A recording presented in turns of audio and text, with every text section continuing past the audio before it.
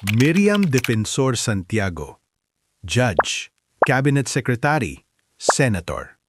Isang babae na nagsilbi sa tatlong sangay ng gobyerno, judiciary, executive, at legislative. Isang bagay na bihirang maabot ng kahit sinong politiko sa Pilipinas. Nagtapos siya ng may pinakamataas na karangalan sa University of the Philippines, Diliman at nag-aral pa ng law sa United States. Kaya marami ang nagsasabi, she was the best president the Philippines never had.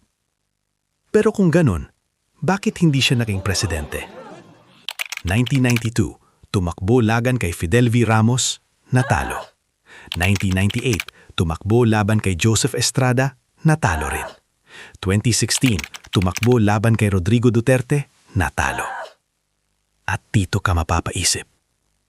Kung ang kandidatong may talino, tapang at karanasan ay 3 beses na hindi pinili at minsang pang natalo kay ERAP. Ano ang sinasabi nito tungkol sa paraan natin ng pagpili ng leader? Baka hindi lang mga politiko ang problema ng bansa, kundi tayo mismong mga taong bayan. Dahil sa demokrasya, nasa kamay natin kung sino ang uupo. Pag-isipan nyo yan mabuti. At kung nagustuhan nyo ang ganitong content, i-like nyo na rin ang video at i-follow nyo ako.